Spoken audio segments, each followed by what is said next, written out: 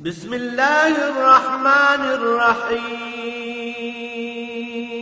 الرحمن علم القرآن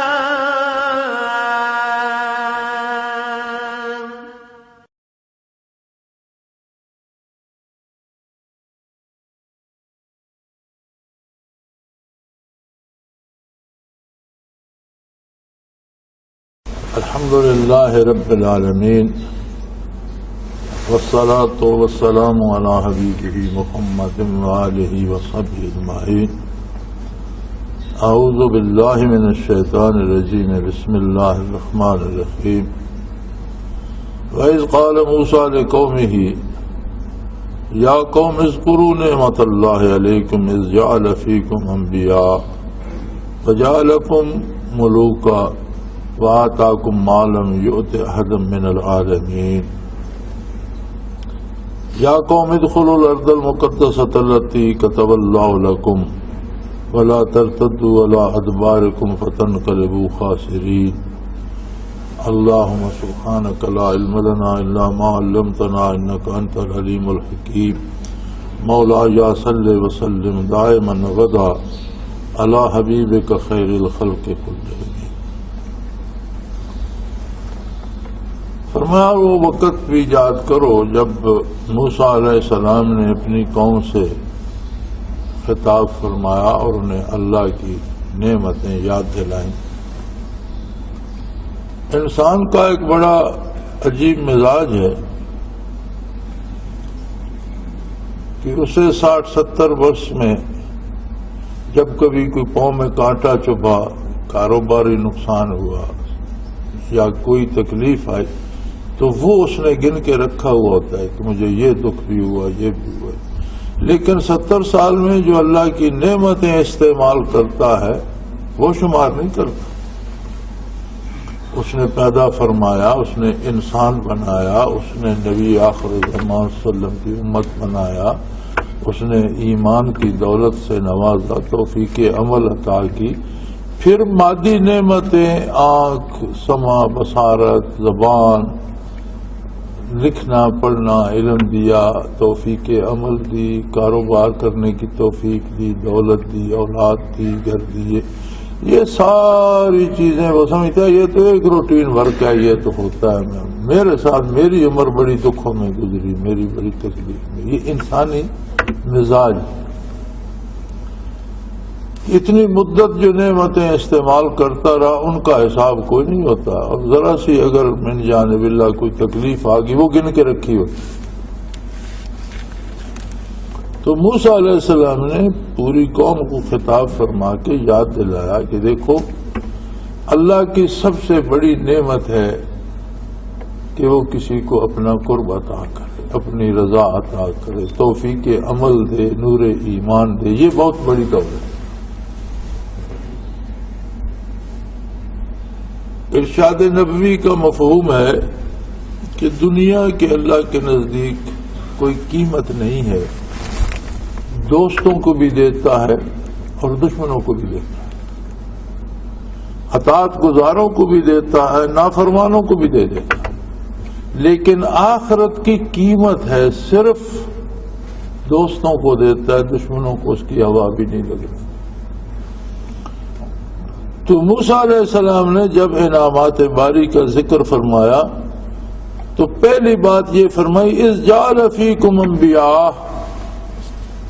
اللہ کا کتنا احسان ہے تم پر، بنی اسرائیل پر. کہ ابراہیم علیہ السلام سے پھر آگے اسرائیل لقب تھا یعقوب علیہ السلام کا، اسحاق علیہ السلام، اور پھر یعقوب علیہ السلام، اور یعقوب علیہ السلام کے 12 بیٹے تھے، پھر 12 قبائل بنے اسرائیل کے، بنو اسرائیل کہلائے. پھر یہ لاکھوں کی تعداد میں ہوئے. ادبار زمانہ ان پر حالات، کبھی ان کے پاس حکومتیں رہیں، کبھی مشکلات، تو آج تک وہ چلے آ رہے ہیں. تو انہوں نے یاد دلایا کہ دیکھو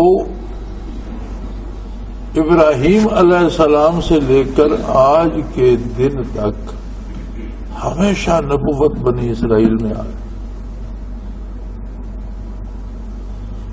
اور سیدنا ابراہیم علیہ السلام سے لے کر عیسیٰ علیہ السلام تک ہمیشہ نبوت اسرائیل میں رہی.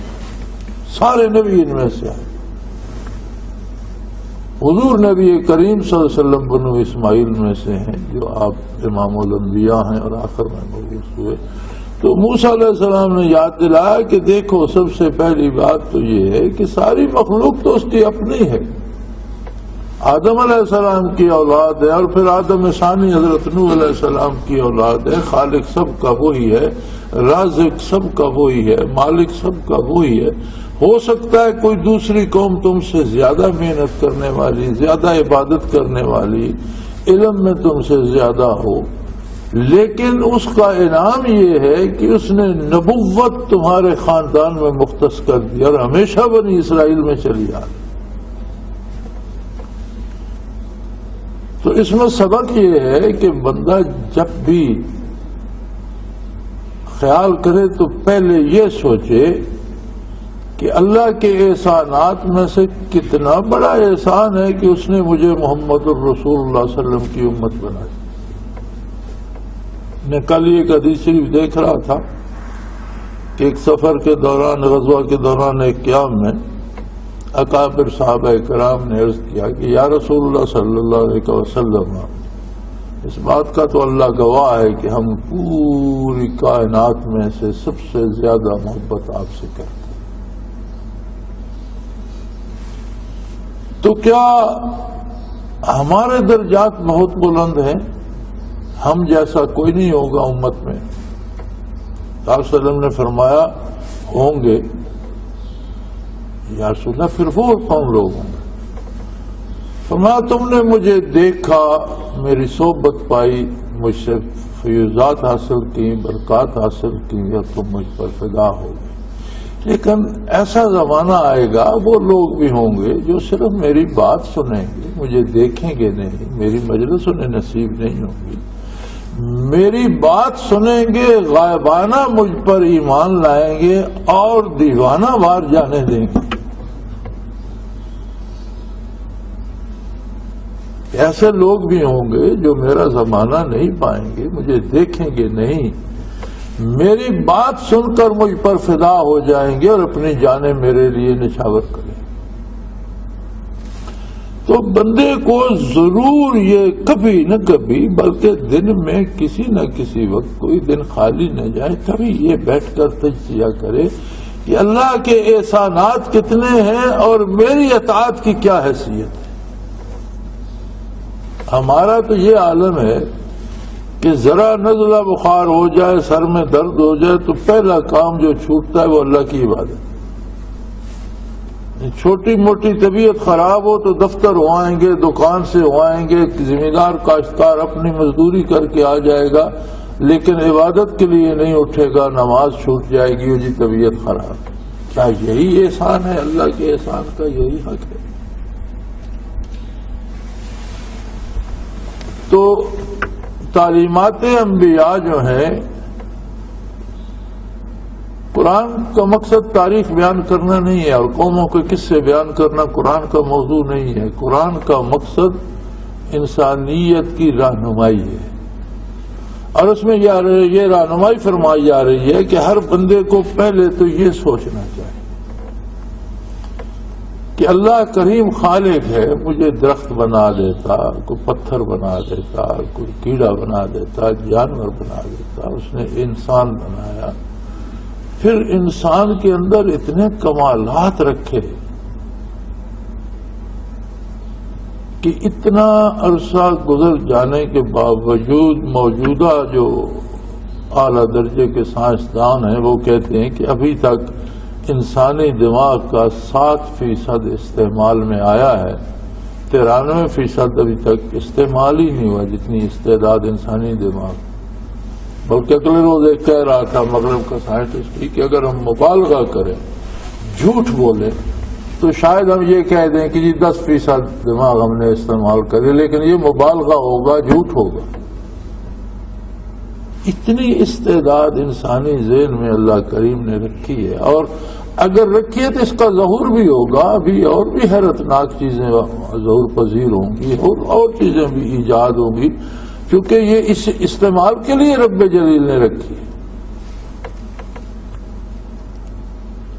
اور پھر اس کا اپنا ایک نظام ہے. اگر اس کی نعمتوں کی قدر نہ کی جائے، اگر اس کے احسانات کو یاد نہ کیا جائے، انسان نے دینا لوٹا کے کچھ نہیں ہوتا، احساس تشکر ہوتا ہے.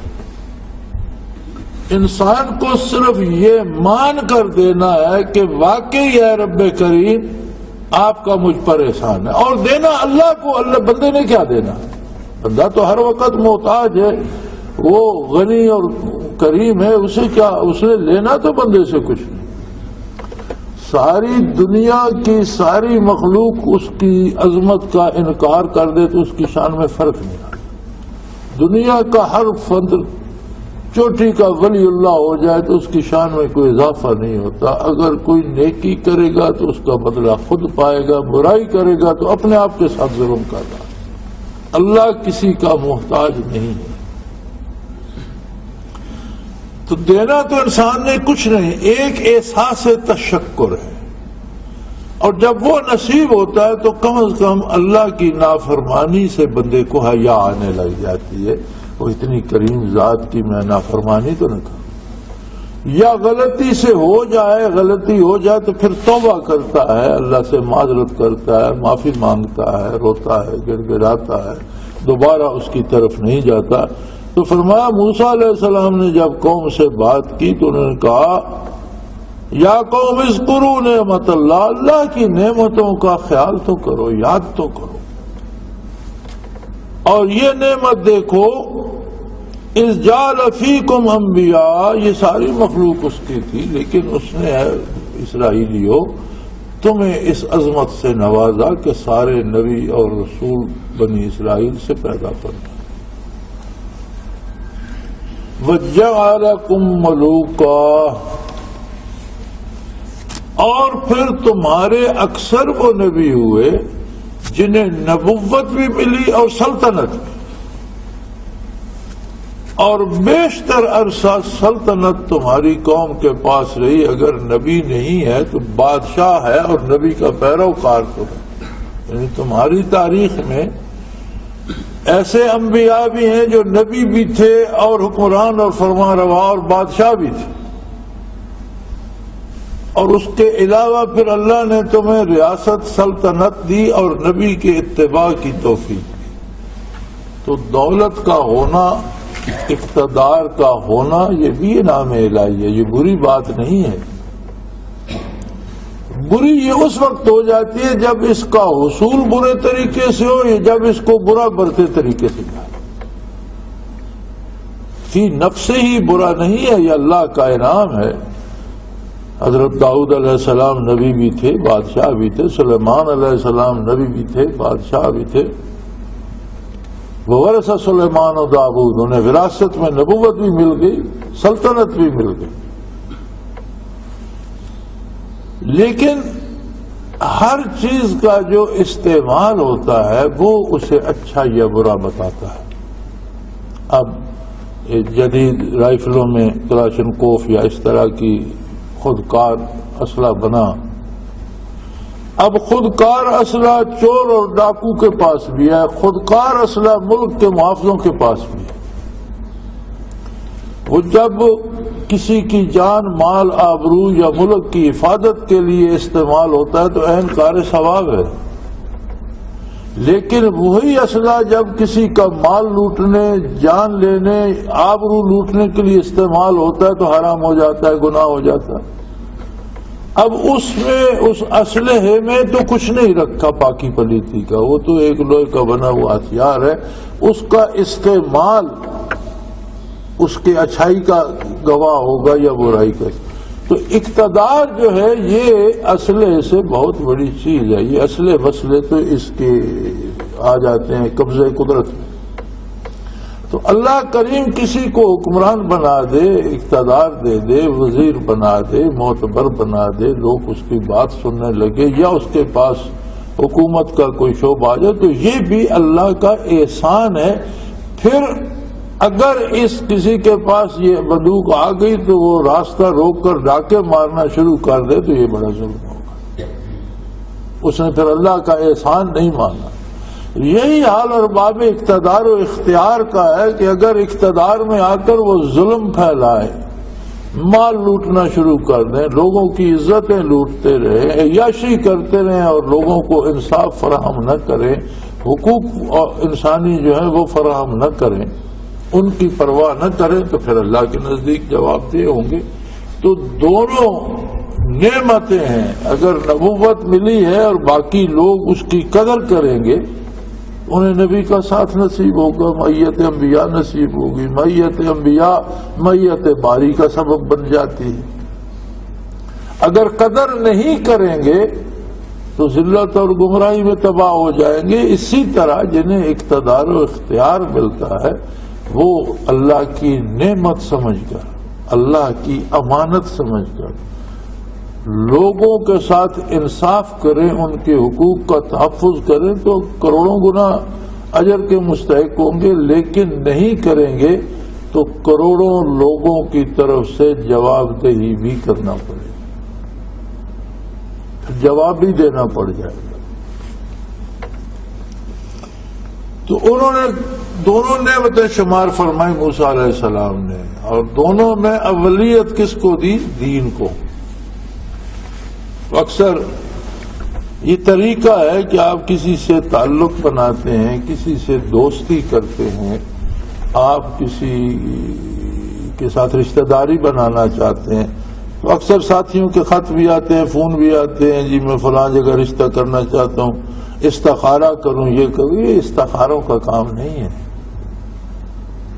یہ دیکھ بھال کا کام ہے کہ پہلے دیکھا جائے کہ بندہ دینی اعتبار سے کیسا ہے،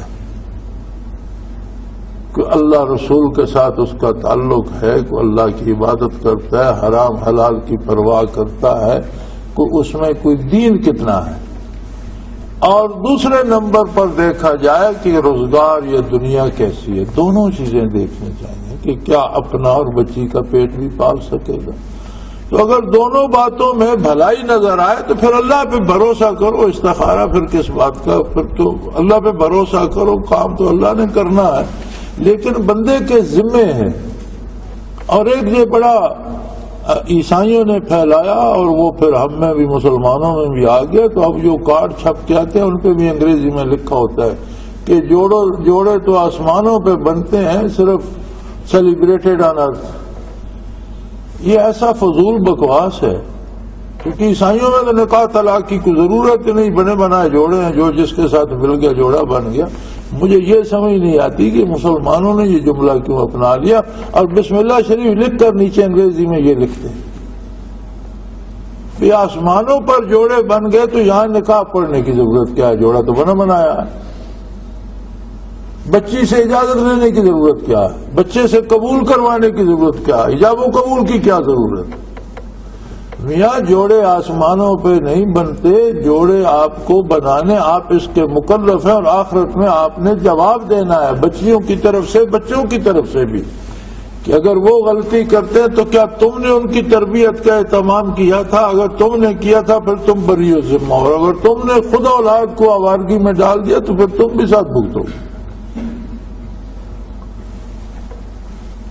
تو انسان خود مکلف ہے زندگی کے سارے امور میں انتخاب کرنے کا، اور اس کا طریقہ یہ بتایا کہ پہلے دین دیکھو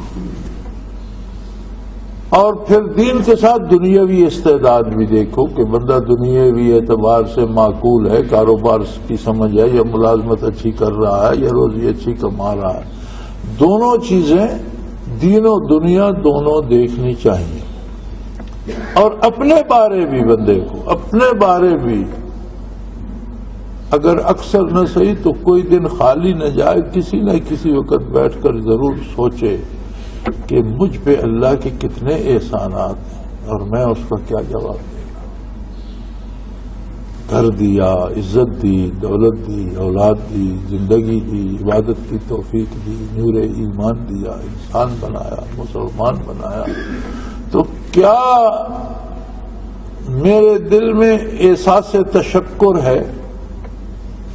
اگر احساس تشکر دل میں آ جائے تو گناہ سے بچنے کی توفیق ہو جاتی ہے۔ بندہ اللہ کی نافرمانی سے بچ جاتا ہے، بچنے کی کوشش کرتا ہے، اللہ کی اطاعت کرنے کی کوشش کرتا ہے۔ وَمَن يُطِعِ الرَّسُولَ فَقَدْ أَطَاعَ اللَّهَ، اور اطاعت الہی کی شرط ہے اتباع محمد الرسول اللہ صلی اللہ علیہ وآلہ وسلم۔ جس نے رسول اللہ صلی اللہ علیہ وسلم کی اطاعت کی اس نے اللہ کی اطاعت کی، جس نے حضور کا اتباع نہیں کیا اس نے اللہ کی اطاعت نہیں کی۔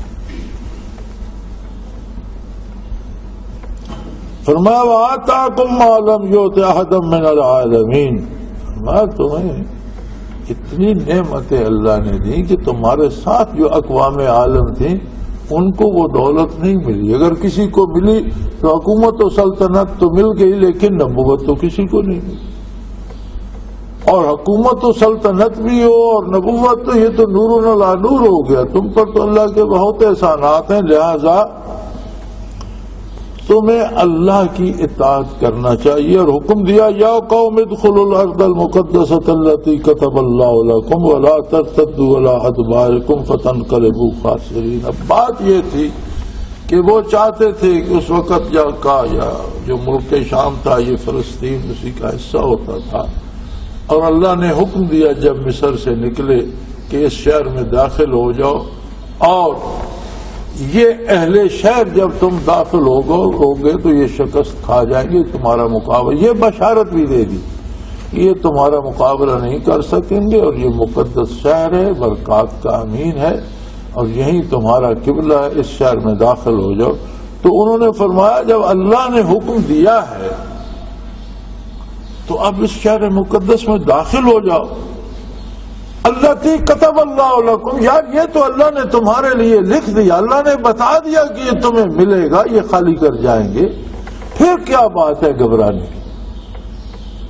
اس میں تو کوئی گھبرانے کی بات نہیں، اللہ نے پہلے تمہیں خوشخبری دے دی، اور تم وہ قوم ہو کہ فرعون سے اللہ نے تمہیں نجات دلائی، اسے تمہاری آنکھوں کے سامنے غرق کر دیا، اور تمہیں دریا کو پھاڑ کر سمندر کو تمہیں پار کر دیا، پھر بے شمار احسانات ہیں اس کے، قدم قدم پر تم پر اس نے احسان فرمایا، 2 نبی اللہ کے تمہارے ساتھ ہیں، تمہیں آسمانی کتاب عطا فرمائی۔ تو اب اللہ نے حکم دیا کہ اس شہر مقدس میں داخل ہو جاؤ، تو تم ہجرت کر کے آ رہے ہو، اور یہ بھرا بھرایا اور ملک اس زمانے کا خوشحال ترین شہر ہے، اور ہر چیز کا انبار لگے ہوئے ہیں، اور یہ کتب اللہ لکم، اللہ نے تمہارے نام کر دیا ہے، یہ تمہارا حصہ، لے لو، تم داخل ہو گئے تو وہ چھوڑ کے چلے جائیں گے۔ اور دیکھو اللہ کی نافرمانی کر کے اس کام سے انکار نہ کرو، یہ نہ کہو کہ جی ہم سے یہ نہیں ہوتا، ہم کیوں داخل ہوں۔ ولا ترتدوا، الٹے قدموں نہ پھرو، مرتد نہ بنو۔ ولا ترتدوا على ادباركم، الٹے قدموں میں چلو، مرتد ہوتا ہے واپس چلو، تو الٹے قدموں چلنے والا۔ فتنقلبوا خاسرین، اگر اللہ کی نافرمانی کرو گے تو جتنی نعمتیں آ رہی ہیں اس کی بجائے پھر عذاب آنے شروع ہو جائیں گے اور خسارے میں چلے جاؤ گے۔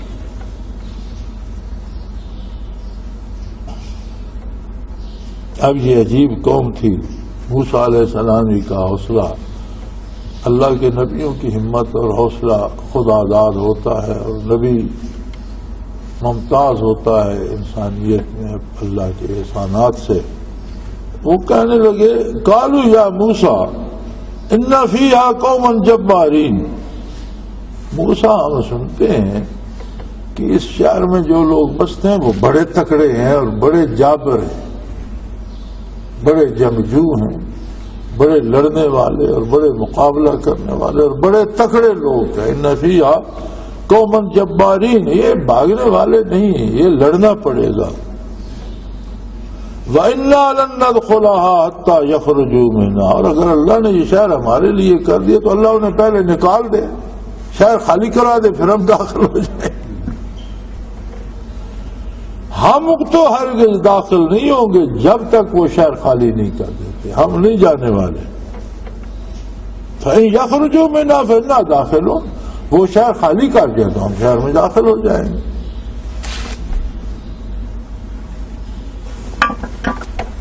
اللہ کریم کی اپنی کائنات ہے،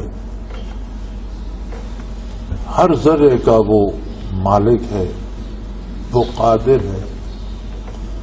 آگ بھی اس کی مخلوق ہے اور پانی بھی اس کی مخلوق ہے. کسی ذرے کو، کسی درخت کو، کسی شجر کو جلا دے تو کوئی اس سے پوچھ نہیں سکتا کہ ایسا کیوں کیا، اس کا اپنا ہے ذاتی. انسان کے پاس عارضی ملکیت ہوتی ہے. ہم ایک گھر بناتے ہیں، اس میں اینٹیں بھی وہی ہیں، مسالہ بھی وہی ہے، بلکہ ایک کمرہ جو غسل خانے کے لیے بناتے ہیں اس میں تو قیمتی ٹائلیں لگاتے.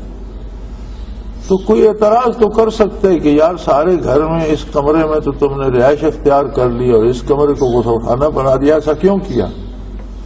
کوئی نہیں کر سکتا اعتراض. کسی کو کیا، گھر ہمارا ہے، خرچ ہم نے کیا، اینٹیں ہم نے لگائیں، اس میں اگر ٹائلیں لگائیں تو ہم نے، تم کون ہوتے ہو اعتراض کرنے والے کے؟ اس کمرے کا کیا قصور ہے کہ اسے آپ نے غسل خانہ بنا دیا؟ وہ ساری مخلوق کو اپنی مرضی سے جہنم میں ڈال دے، کسی کو جنت میں ڈال دے، کسی کو کیا حق ہے پوچھنے کا کہ ایسا کیوں کیا؟ اس کے باوجود وہ ایسا کریم ہے کہ اس نے بندے کو حق کے انتخاب دے دیا کہ یار میں زبردستی نہیں ڈالتا، یہ اختیار تجھے دیتا ہوں کہ تو جو راستہ چاہتا ہے وہ چن لے. وَهَدَيْنَاهُ السَّبِيلَ إِمَّا شَاكِرًا وَإِمَّا كَفُورًا. بھلائی اور برائی دونوں راستے سمجھا دیے ہیں، نیکی اور برائی واضح ہے. تیرا فیصلہ ہے تو کس قدر سے کس طرف جانا چاہتا ہے. جس طرف جائے گا اس کی منزل پہ پہنچ گیا. تو یہ کتنا احسان ہے اس. وہ یہ توفیق نہ دیتا، وہ ویسے ہی حکم دے دیتا کہ جو آتے جاتے ہیں اس کو جنت میں بھیج دو، اس کو جنت میں بھیج دو. تو کون اعتراض کر سکتا تھا؟ کسی کا کیا ہے، کسی نے کیا مخلوق پیدا کرنے میں اس کی مدد کی، کوئی مٹیریل دیا، کوئی رائے دی، کوئی مشورہ دیا. اس کا ہر شے اس کی اپنی ہے، جو چاہے کرے. اس کے باوجود انسان کو اس نے وہ عظمتیں دی. لقد خلقنا الانسان فی احسن تقویم، بہترین انداز میں تخلیق فرمایا. اور ایک نعمت جو دی، معرفت الہی کی استعداد جو انسان کو دی، وہ سوائے انسان کے کسی مخلوق کو نہیں. مشت غبار میں یہ جرت رکھ دی کہ یہ سوال کرتا ہے اللہ کون ہے، اللہ کیسا ہے، اللہ کہاں ہے. یہ جرت تو حاملین عرش فرشتے بھی نہیں کرتے، مقربان بارگاہ بھی آنکھ نہیں اٹھاتے. یہ جرت رندانہ انسان کو دی، پھر اسے انبیاء اور کتابیں بھیج کر جواب دیا کہ اللہ کیسا ہے، اس کی ذات کیسی ہے، اس کی صفات کیسی ہیں، اس کی رضا کس بات میں ہے، وہ خفا کس بات سے ہوتا ہے. اس سارے کا جواب دیا. اب انسان کی پسند پہ چھوڑ دیا. ان ساری نعمتوں کو بھول کر پھر انسان کہے نہیں جی مجھ سے تو اب یہ نہیں ہوتا، اللہ کو کرنا ہے تو سارا وہی کرے، میری کھیتی اگا دے، وہ قادر ہے، میں کدھر ہل چلاتا رہوں، مجھ سے یہ مصیبت نہیں ہوتی، ویسے ہی میری کھیتی اگا دے، مجھ سے کاٹ کر صاف نہیں کی جاتی، جی مجھے غلہ نکال کر دے دے. تو یہ کتنی بڑی گستاخی ہوگی کہ اس کے قانون کے خلاف، اس کے بنائے ہوئے اصولوں کے خلاف توقع رکھی جائے یا تمنا کی جائے. ان کا خلاف ہو نہیں سکتا. دیکھو انسانی عقل کہاں پہنچ گئی. لیکن آج بھی ایک گھاس کا تنکا مٹی سے اگے گا، مشین سے اس خصوصیت کا نہیں بن سکتا. یہ جو تنکا مٹی سے اگتا ہے اور جو مشین میں آپ ایک پلاسٹک کا بنا لیں تو اس کی شکل تو ویسی بن جائے گی، وہ خصوصیات اس میں نہیں آئیں گی جو اس دن کے. تخلیق باری اور صنعت انسانی میں آج بھی واضح فرق ہے، اور کبھی نہیں انسان اس جیسا نہیں بنا سکتا. پھر اس کے ذمے تو صرف اس کی عظمت کا اقرار اور اطاعت رہے گی. اب وہ اتنا کریم ہے کہ اس نے ان پر یہ آسانی فرما دی کہ بھئی یہ اہل شہر تمہارا مقابلہ نہیں کر سکیں گے، میں نے شہر تم کو عطا کر دیا. شرط یہ ہے کہ تم اللہ اکبر کہہ کے داخل ہو جاؤ، وہ بھاگ جائیں گے. اب اللہ کا نبی ضمانت دے رہا ہے، اللہ فرما رہا ہے، اور ناشکری کی عادیہ کہ کہتے ہیں اس طرح نہیں جی، آپ بھی کہہ رہے ہیں آپ اللہ کے نبی ہیں، اللہ بھی کہہ رہا ہے، لیکن اگر وہ نہ بھاگے اور انہوں نے ہمیں مارنا شروع کر دیا تو کہتے ہیں وہ تو بڑے سخت لوگ ہیں، ہم بھائی اس طرح نہیں جائیں گے۔ ہاں وہ پہلے بھاگ جائیں، شہر خالی ہو جائے تو ہم چلے جائیں۔ یہ وہ انداز ہیں جو اللہ کی گستاخی اور ناشکری شمار۔ اس لیے قصے دہرائے جا رہے ہیں کہ ہم اپنی زندگی میں اطاعت الہی میں کیا کرتے ہیں۔ ہمارا روزمرہ کا جو عمل ہے، آج کا دن ہمارا جو گزر رہا ہے، اس میں ہم نے کس طرح سے اطاعت الہی کی۔ نبی کریم صلی اللہ علیہ وسلم نے فرمایا کہ مومن کی دنیا بھی دین ہے، اس لیے کہ وہ دنیا کا ہر کام بھی اللہ کے حکم کے مطابق کرتا ہے اور اللہ کی اطاعت ہی کا نام دین ہے۔ ایک دفعہ حضور صلی اللہ علیہ وسلم نے فرمایا کہ مومن جو رزق کما کے لاتا ہے اور بیوی بچوں کو کھلاتا ہے اس پر بھی اسے ثواب ملتا ہے اور وہ سب کا شمار۔ تو عرض کی کہ یا رسول اللہ بیوی بچوں کا نان نفقہ تو اس کے ذمہ تھا، اس کی ذمہ داری تھی، تو اس پر ثواب کیسا ہے؟ تو آپ نے مسکرا کے فرمایا کہ جو ذمہ داری اللہ کی طرف سے اسے پورا کرنا ہی تو عبادت ہے۔ اگر اللہ کی طرف سے ذمہ داری تھی، اس نے ذمہ داری پوری کی تو اس نے عبادت کی، اس کا بھی اسے ثواب ملے گا۔ اور کافر کا دین بھی دنیا ہے کہ کافر ہر کام اس لیے کرتا ہے کہ اس کے بدلے صحت مل جائے گی، اس کے بدلے اولاد مل جائے گی، اس کے بدلے دولت مل جائے گی۔ ہر کام، پورے جتنے دنیا کفر کے مختلف فرقے اور کلٹس ہیں ان کے مذاہب کا آپ مطالعہ کیجئے تو آپ کو دین کے نام پر دنیا ملے گی کہ یہ رسم کرو گے تو دنیا کا یہ کام ہو جائے گا، یہ کرو گے تو وہ ہو جائے گا۔ فرمایا کافر کا دین بھی دنیا ہے اور مومن کی دنیا بھی دین ہے۔ تو اب اگر اطاعت الہی میں اللہ یہ بھی فرما دے کہ تم داخل ہو جاؤ، یہ اہل شہر بھاگ جائیں گے، پورا شہر تم پر حلال ہے، تم کھاؤ پیو اور ہر چیز لے لو، یہ پہلے بھاگ جائے تو، اگر نہ بھاگے تو پھر ایمان کہاں رہا؟ ایمان تو یقین ہی کا نام ہے، اعتبار ہی کا نام ہے نا۔ ایمان کو الگ سے کوئی جنس تو نہیں ہے، یہ نہ کوئی ٹھوس یا مایا چیز ہے کہ ہم نے جیب میں ڈالی ہے۔ ایمان تو اعتبار کا، یقین کا نام ہے، جس نے اللہ کے نبی، اللہ کے رسول صلی اللہ علیہ وسلم کی ارشادات پہ یقین کر لیا، وہی ایمان ہے۔ لیکن وہ کہنے لگے ان فیہا قوم جبارین، موسیٰ بڑے سخت لوگ ہیں جو شہر میں رہتے ہیں، سنتے ہیں، وہ بڑے لڑاکے ہیں۔ وَإِنَّا لَن نَّدْخُلَهَا حَتَّى يَخْرُجُوا مِنْهَا، وہ جب تک شہر خالی نہیں کرتے ہم شہر میں داخل نہیں ہوں۔ فَإِن يَخْرُجُوا مِنْهَا فَإِنَّا دَاخِلُونَ، اور اگر وہ شہر خالی کر جائیں تو ہم شہر میں داخل ہو جائیں گے۔ قَالَ رَجُلَانِ مِنَ الَّذِينَ يَخَافُونَ أَنْعَمَ اللَّهُ عَلَيْهِمْ ادْخُلُوا عَلَيْهِمُ الْبَابَ، دو بندے ایسے تھے جن پر اللہ کا انعام تھا۔ انعامات الہی کیا ہوتے ہیں؟ توفیق عطاء نصیب ہے۔ الحمدللہ اللہ توفیق ذکر دیتا ہے، محنت مجاہدہ کرتے ہیں، مراقبات ہوتے ہیں، ترقی کے سارے مراقبات، ترقی کا حاصل کیا ہے؟ اس کا حاصل یہ ہے کہ ہمارے کردار میں اتباع سنت اور خلوص نیت آتا جائے۔ کسی کو مراقبات نصیب ہوتے ہیں تو اسے بڑی وہ فکر رہتی ہے۔ حضرت رحمۃ اللہ کے زمانے میں ساتھی بہت کرتے تھے، میرے ساتھ ذرا کم کرتے ہیں، میرا مزاج اچھا نہیں ہے، میں جھڑک دیتا ہوں۔ تو حضرت کا مزاج اور تھا، وہ پھر ساتھی لگے رہتے تھے، اسے دیکھو، اس کے مناظر، اس کو مناظر دیکھنے ہوں تو اپنا کردار اور اس میں اپنا خلوص دیکھو، دوسرے سے مت پوچھو۔ وہ کسی نے کہا تھا نا دوست سے کہ بتاؤ تمہیں مجھ سے کتنی محبت ہے، اس نے کہا اپنے دل سے پوچھو،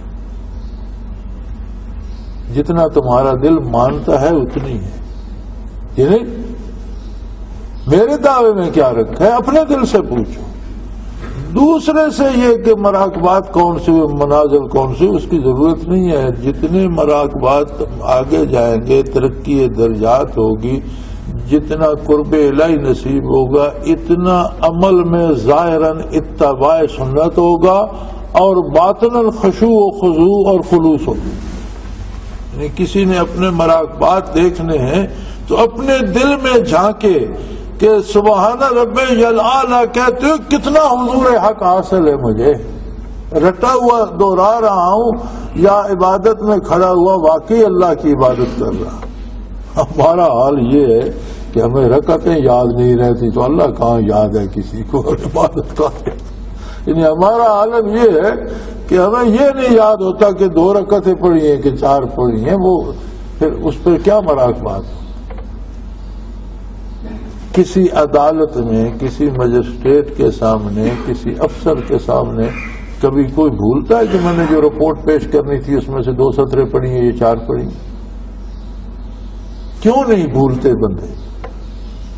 اس لیے کہ وہ کانشس ہوتے ہیں، ہوشیار ہوتے ہیں، پتہ ہوتا ہے کہ میرا مجھ سے بڑا افسر ہے اور میں نے اپنی رپورٹ پیش کرنی ہے، یہ نہ ہو کہ ایک پیرا چھوڑ دوں اگلا پڑھ لوں. حضور حق میں ہمیں وہ حضور حاضر دماغی حاصل نہیں ہوتی. رسم پوری کرتے ہیں نا تو وہ احساس ہو کہ میں اللہ کے روبرو کھڑا ہوں. جیسے حضور صلی اللہ علیہ وسلم نے فرمایا ان تعبد اللہ کانک تراہ. عبادت کا مزہ تو یہ ہے کہ تو اس طرح عبادت کر جیسے اللہ کو روبرو دیکھ رہا ہے. احسان یہ ہے کہ حدیث احسان میں کہ مل احسان ہو یا رسول اللہ صلی اللہ علیہ وسلم. فرمایا ان تعبد اللہ کانک تراہ، ایسے تو اللہ کے سامنے کھڑا ہو عبادت میں کہ روبرو کھڑا. فَإِن لَمْ تَكُنْ تَرَاهُ فَإِنَّهُ يَرَاكَ أَوْ كَمَا قَالَ رسول اللہ صلی اللہ علیہ وسلم. اور اگر تم میں یہ استعداد نہیں کہ یہ سوچ قائم کر سکو کہ میں اللہ کے روبرو، تو کم از کم یہ یقین تو کر لو کہ اللہ تمہیں دیکھ رہا ہے، وہ تو تمہارے ساتھ. بلکہ مسجد میں آنے کی بات ہوتی ہے تو اللہ کریم فرماتا ہے ما کان لهم من يدخلوها الا خائفین. مسجد میں داخل ہو تو عظمت الہی کا اظہار روئیں روئیں سے ہو رہا ہو اور ہیبت الہی وجود پہ طاری ہو. اور پتہ حضرت امام زین الدین رحمۃ اللہ تعالی عنہ نماز ادا فرما رہے تھے اور مسجد کے دوسرے کونے میں آگ لگ گئی. کسی طرح غلطی سے لگ گئی، لوگ جمع ہو گئے، کسی نے پانی ڈالا، کسی نے مٹی ڈالی، شور شراب، آگ بجھا لی. جب وہ فارغ ہوئے صلاۃ سے سلام پھیرا تو دیکھا تو ایک شور میں تو ادھر کیا ہے؟ حضرت آگ لگ گئی تھی. ہمارا مجھے خبر نہیں. وہ اپنی اس دوگانے میں اتنے مصروف تھے کہ انہیں نہ اس شور کی خبر ہوئی اور نہ اس آگ کی خبر. کیا مصروفیت تھی ان لوگوں کو حضور حق حاصل. اللہ کی عبادت اس طرح کرتے تھے جس طرح اللہ کریم کے روبرو ہیں. اب یہاں یہ احسان تھا اللہ کا کہ اس نے کہا یار تمہیں جنگ بھی نہیں کرنی پڑے گی، یہ شہر میں نے تمہیں عطا کر دیا، لیکن اتنا تو کرو تم جمع ہو کر شہر پر اللہ بول دو، تم جاؤ گے تو وہ بھاگ جائیں گے. نہیں اللہ کریم ہم سے یہ موسیٰ ہم سے یہ نہیں ہوتا، وہ پہلے بھاگ جائیں پھر ہم جائیں گے. تو 2 بندے ایسے تھے. قال رجلان من الذين يخافون انعم الله عليهم واہ سبحان اللہ. ان میں 2 بندے ایسے بھی تھے جو عظمت الہی سے لرزاں ترساں رہتے تھے، اور جب وہ عظمت الہی کا انہیں احساس ہوتا تھا تو اللہ کا ان پر انعام بھی تھا.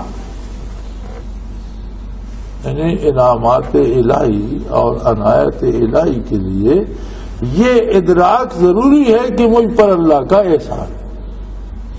تو فرمایا 2 بندے ایسے تھے الذین یخافون، جو اللہ کی عظمت سے لرزاں و ترساں رہتے تھے. اور اس کی وجہ سے انعم اللہ علیہما، ان دونوں پر اللہ کا خاص انعام تھا۔ وہ بندے دو تھے، وہ کہنے لگے ادخلوا علیہم الباب، وہ کہنے لگے یار دروازے کو دھکا دو اور اندر داخل ہو جاؤ۔ فَإِذَا دَخَلْتُمُوهُ فَإِنَّكُمْ غَالِبُونَ، جب تم اندر جاؤ گے تم میں فتح ہوگی، وہ بھاگ جائیں گے، تمہارا مقابلہ۔ جب اللہ نے کہہ دیا، اللہ کے نبی نے اللہ کا پیغام سنا، پھر باقی کیا چاہتے ہو؟ یہ کن دو بندوں نے کہا؟ جنہیں خوف الہی نصیب تھا اور جن پر اللہ کا انعام تھا۔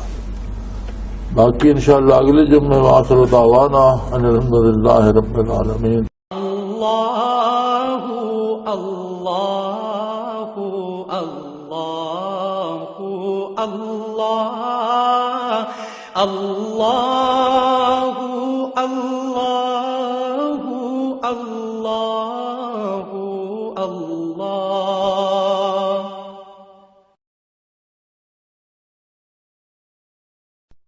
حضرت امیر محمد اکرم آوان مد ذلہ العالی دارالعرفان منارہ ضلع چکوال میں سالہ سال سے قرآن و حدیث کے اوپر خطابات کر رہے ہیں اور سلسلہ نقشبندیہ اویسیہ کے مطابق لوگوں کو ذکر الہی کی تربیت دے رہے ہیں۔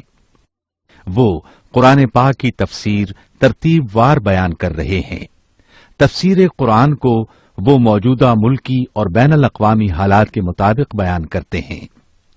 موٹر وے سے کلر کہار کے انٹرچینج سے نکلتے ہوئے کلر کہار کی جھیل سے ہوتے ہوئے میانی، بوچھال اور نور پور سے گزرتے ہوئے دارالعرفان منارہ پہنچ سکتے ہیں۔ حضرت امیر محمد اکرم آوان نے بچیوں اور بچوں کی دینی اور دنیاوی تعلیم کے لیے سقارہ اکیڈمی کے نام سے ایک درسگاہ بھی قائم کی ہے، جس کا افتتاح ملک پاکستان کے صدر جنرل محمد ضیاء الحق نے اپنے دست مبارک سے کیا تھا۔ وہ تمام احباب جو اسلام کی طلب رکھتے ہیں ان سے گزارش ہے کہ دارالعرفان منارہ ضلع چکوال میں امیر محمد اکرم آوان صاحب کے خطابات سے مستفید ہوں۔ وہ ہر جمعے کو نماز سے پہلے بیان فرماتے ہیں۔ ہر ماہ کی پہلی اتوار کو ماہانہ اجتماع ہوتا ہے جس میں آپ خصوصی خطاب فرماتے ہیں اور پاکستان کے چاروں صوبوں سے احباب اس اجتماع میں شرکت کرتے ہیں۔